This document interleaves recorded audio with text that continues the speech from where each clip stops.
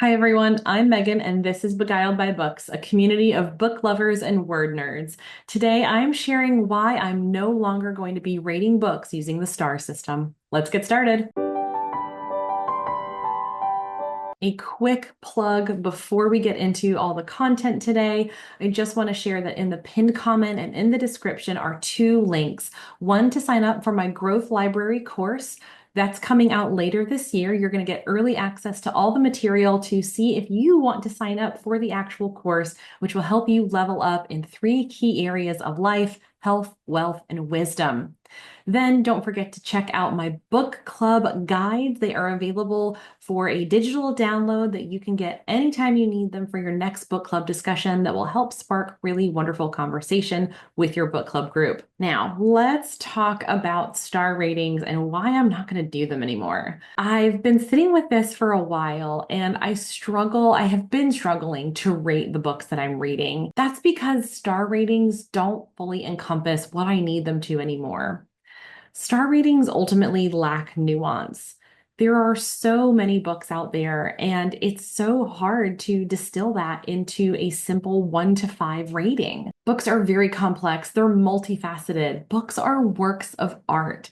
It does every book a disservice to boil it down to 1, 2, 3, or 5 on a scale that is completely based on the reader, not even anybody else who may or may not like them. So books have so much nuance and the ratings lack that nuance. As I continue to broaden the books and the types of books and the book genres that I read, I've learned that star ratings discourage exploration. Star ratings can create a self-fulfilling cycle where you're constantly reading the same type of book over and over again, which is great if that's what you want.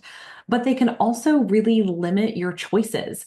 If you loved ACOTAR, you might only want to read books like ACOTAR, but there might be books like ACOTAR that exist but don't have the same rating or don't fit that very high fantasy genre that you might be looking for. And the star rating system just doesn't encompass everything it needs to help readers find their next book. So I can't support the star ratings anymore because it's really discouraging exploration across genres and across different types of subgenres as well. Another reason I'm not going to be rating books anymore with the star method is because star ratings oversimplify complex books and complex issues.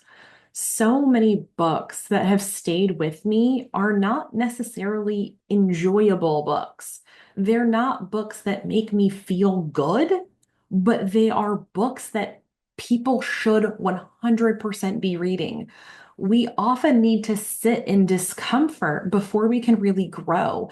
And books are a really wonderful, introspective, and private way of being able to do that self-reflection in a safe space. And by rating a book, I can't accurately convey the importance of the book while simultaneously saying, no, I didn't like it, but it's necessary. I don't like reading about things that make me confront biases that I have or gaps that I have and things I aspire to. That doesn't make me feel good. It doesn't make me feel happy, but it's what you need to do to get to the next step and to really grow. And star ratings, again, it's like that self-fulfilling prophecy. If you read things that only fit one particular narrative, you're stuck in that particular narrative until you have a way to break out. Star ratings discourage readers from trying new things. And it's really important as readers that we get out there and occasionally, it doesn't have to be all the time, occasionally pick something up that's slightly different. Because so often that book that's slightly different that we were hesitant to pick up can become one of our all-time favorite books. If my mother-in-law hadn't recommended Annie Bot to me, I probably wouldn't have read it. And that is quickly becoming one of my favorites. I love that book. It sticks with me for a long time. But if I had just looked at the ratings, I would have been, I don't know. And when you look at the context behind so many ratings, it makes more sense as to why someone may enjoy a particular book. But if you're just looking at on a scale of 1 to 5, you lose so much information in that limited system.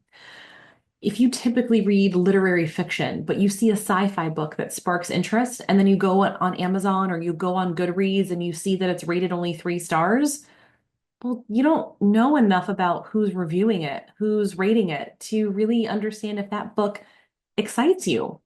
If the book excited you when you picked it up, go read it. That's the point of books. And that is why star ratings, I think, are failing the book community so much right now. So I'm really excited to continue to share the books that I'm reading. I want to hear the books that you're reading, but let's talk about them. Let's discuss them. Let's not distill them down into a simple love it or hate it system. How do you feel about star ratings in the book community? I would really love to hear your thoughts. Please drop a comment below and let me know. I'm also going to share a link to a much more detailed post that I have written around this topic on my website, so pop over there and check that out. If you liked this video or took something away from it, please give me a thumbs up. Don't forget to subscribe if you haven't already. And again, I hope you've had a wonderful time with me today, and I hope you have a great rest of your day.